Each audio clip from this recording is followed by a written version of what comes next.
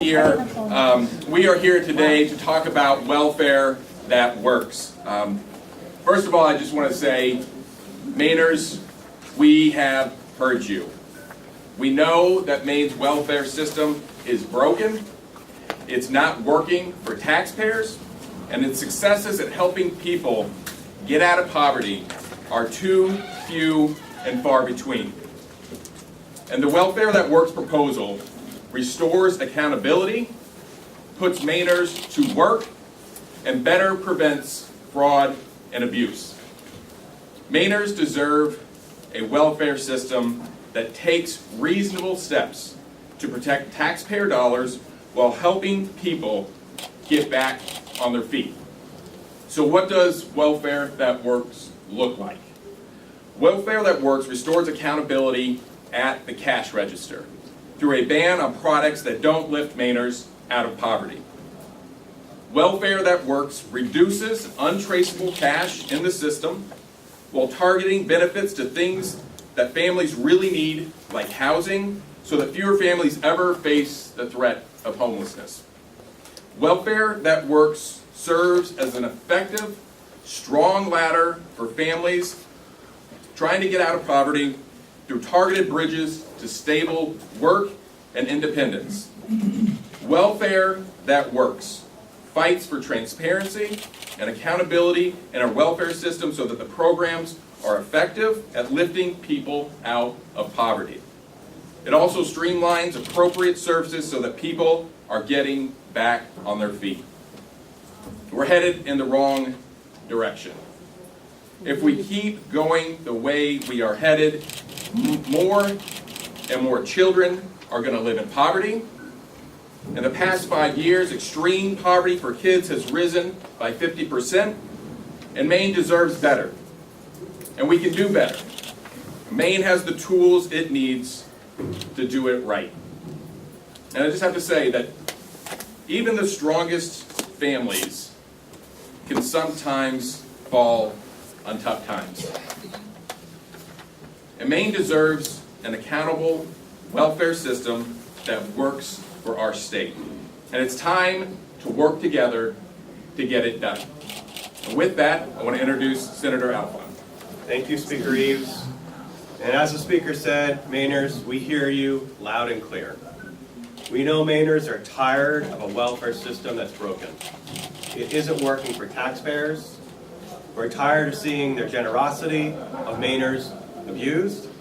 It isn't working for those receiving assistance either. Despite all the money we spend on welfare, more people are hungry or living in extreme poverty, including way too many children. We as Democrats are tired of the status quo as much as you are. We know that welfare isn't working for taxpayers, and it isn't working to lift people out of poverty, and it's time for a change. Our plan ensures that welfare works.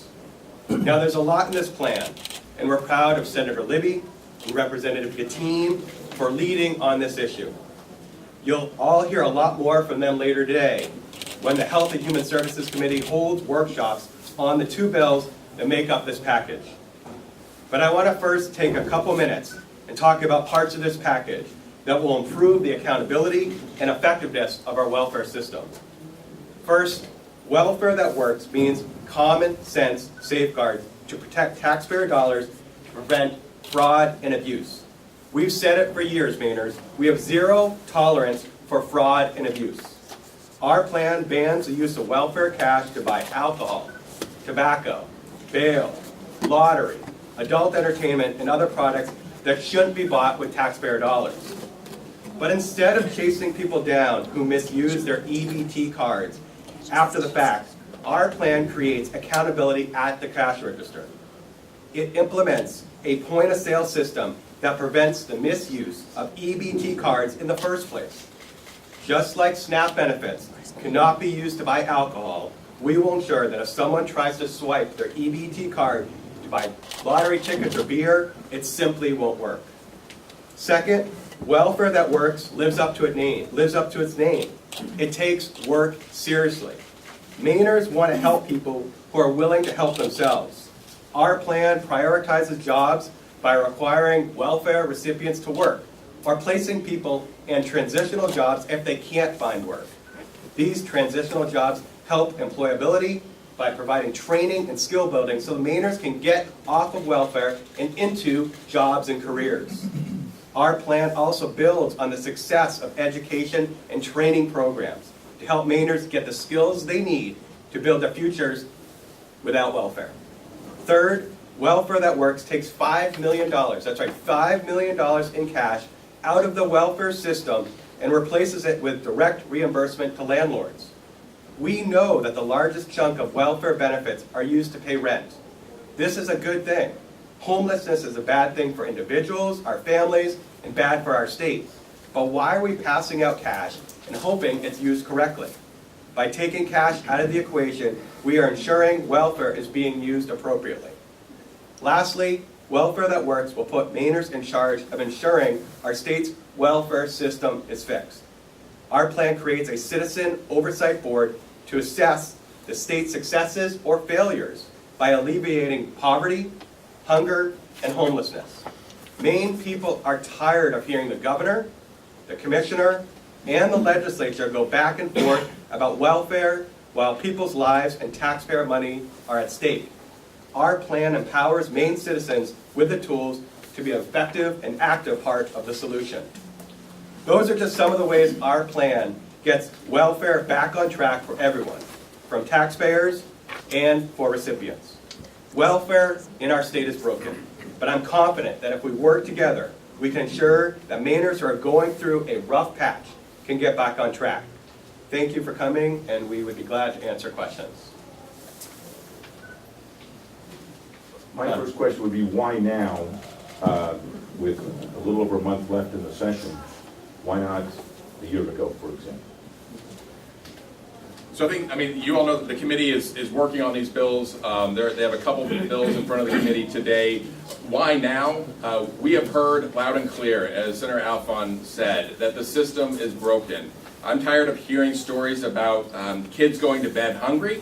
I'm tired of hearing stories about people living on the streets. I'm tired of hearing stories about beer being bought at the cash register. I'm tired of those stories. We can work together to get this done. I think the environment is right to do it, and we should do it now. So that's why now. Mike, all of these initiatives, I think, haven't they formally been introduced by Republican lawmakers in the past? No, and I think if you're focused on just one piece of the proposal, you're missing the point. So the ban on the products at the cash register, we have a more effective way at making sure that individuals are not buying things that aren't helping their families get out of poverty. But we just don't nibble around the edges. This is a wholesale reform and addresses the real needs that Mainers are going through, providing stable housing, providing opportunities for education, jobs that pay a livable wage. These are the things that I'm hearing back home, that a lot of people are hearing, that we can't just nibble around the edges. We have to make sure that we are reducing the opportunity for fraud and abuse in the system, but we also have to address a wholesale overhaul of our welfare system because it is broken and it's not putting people back on their feet. And just to add to that, I mean, right now we have a system that's a one-size-fits-all system. You go in and you need help, and whether you are someone who is facing domestic violence, you're treated as the same person or the same issues as someone who needs help finding work, as the same person who might be getting, through a tough rough patch in their life. There's nothing that's individualized. There's nothing that separates what we can do for this client versus this person, and it's time to change that. When we have a department that right now is 50th in the country of just processing SNAP benefits, we know we've got a problem. We know it's broken, people of Maine know it's broken, and we want to change it. And instead of doing it individual bill by individual bill, we want to go after the entire system. Senator, the Speaker mentioned that the environment is right to do this right now. What makes it right, and how optimistic are you that you can get your Republican colleagues on board to pass this before the end of this term? Look, this has been a giant conversation for the past 5 years. Democrats have led on some issues, Republicans have led on some issues, the governor has led on some issues. Our idea is that we all should lead on this issue. Our plan is that we all should move forward. It's time to stop the political bickering. It's time to stop playing with people's lives like it's a football game, and let's address the issues, individualize. Let's put together a plan that can work for Maine people, Maine taxpayers, and especially people who are having a tough time in their lives. And so we hope that our Republican colleagues and the governor will, instead of just reacting and saying, no, no, no, this is more of the same, they might say, you know what, they have something here that we want to dig into, just like we did with tax conformity, just like we did with the drug plan. I think there's momentum in this place to actually get something done, and that's what we're hoping for with these two bills. Are advocacy groups like Maine Equal Justice Partners and Women's Lobby, are they on board with these changes as well? Question. So yeah, I think that, we're going to have the committee work on these bills. Everybody's going to weigh in, but I think what has been acknowledged is the part around primarily housing and reducing the cash in the system, increasing accountability. You will see individuals, advocacy groups, and the people that are looking for stable housing see this as a good reform that doesn't support the status quo. What we do know is that Mainers are compassionate, but they want accountability. And that is what this proposal does. It's welfare that works. Is this a big change direction for Democrats, particularly House Democrats? Because it seemed over the last couple of years that you folks have resisted all of the efforts to make some of the changes. It sounded very similar to what you're talking about. No, I don't think it's a big change, Don. I really don't. I think what is different here is really recognizing the reality of people's lives, and again, not making small adjustments, but doing overall a wholesale change on how we approach it, because the system is broken. It is not working for anybody. It's not working for taxpayers. It's not working for the people that are looking for stable housing, looking, for parents that are making sure that their kids' bellies are full when they go to bed. It's not working. So this is a wholesale reform to make sure that taxpayer dollars are being used appropriately and effectively. And a follow-up, I guess, to that. I know you said this is a whole plan. Is there any one piece of this that is more of a key than any other? I think the whole thing needs to be done. I think that we're putting out the proposal today, and I would encourage everybody to study it, to look at it, to learn it, to understand what the ultimate goal is here, and that is to fix a broken system. So I think it all needs to be done. I want to go back to the timing. I mean, this is coming so late in legislative session. Why wait until now? If you guys are acknowledging that welfare is broken, what is the realistic likelihood this is going to get done this year? So we have high hopes that this is going to be taken seriously, incredibly, because it is. It's a proposal that really does address a problem. Why now? You guys might have been here in the building for the last 6 weeks. We've been trying to get other proposals done. This is a big conversation that we want the state to be paying attention to. We want legislators' attention and at the table. And we've got a lot of other things that are coming at us as well. But we wanted to make sure that we could be successful on the tax conformity education funding and then have this conversation. We have enough time to do this right. And we're calling on all of our colleagues, Democrat, Republican, Independent, to sit down at the table and get this one right. And I guess a procedural, this is focused on the two bills that the committee already has. Is this plan being put in as changes to those? Or are you simply out public with what was already in there? These are going to be, what we are talking about today are amendments to the two bills in HHS by Representative Gattini and Senator Libby. Have you spoken with your Republican counterparts and Governor LePage? Are they on board with this? So I had an initial conversation with President Thibodeau. He is willing to sit down, listen, just like he has in the past. In the 126, I went through every single one of our welfare bills that were on the table. Bills that Republicans had put up, and I talked to them about. Democrats had put up, I talked to them about. And we tried to find out where we could have common ground. I think what Mainers really desperately want, especially around our welfare, is for Democrats and Republicans and the governor to come together and figure out how we can actually get results. Stop just using welfare as a political football and actually get results for people. We spend a lot of money on welfare. Let's use it more effectively, and let's get the results for families and children. If this does go through, when could we actually see these changes implemented and actually affecting the program? So some of them, I mean, there's all kinds of different pieces to this, but for example, the purchase ban, I mean, we believe should go in right away. I mean, the things that we have outlined of not being able to use the cash benefit for bail and lottery and alcohol, a lot of Democrats have been voting for this for many, many times. I mean, this is not the first time, as the previous question has been alluded to, this is not the first time we're facing this. We would like this to go into right away. I think when Mainers find out that you can go in and use your cash benefit to buy, cigarettes and alcohol, they're disgusted, and we're disgusted. This needs to stop. But other parts, like the housing pieces, those may take time, and we're willing to work with the commissioners, the governor, the Republicans to get this right. It's time to get this right. A big concern in the past has been the cash withdrawals using EBT cards. How does this get at that? So the good news is that we know that the vast majority of cash benefits are used for housing, to pay landlords for their rent.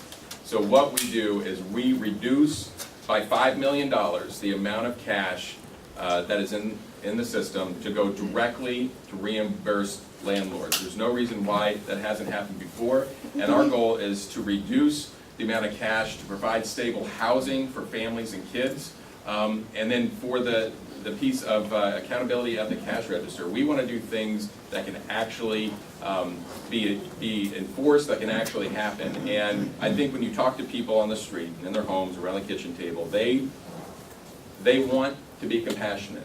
There's no Mainer that I've talked to that says we don't want to help people.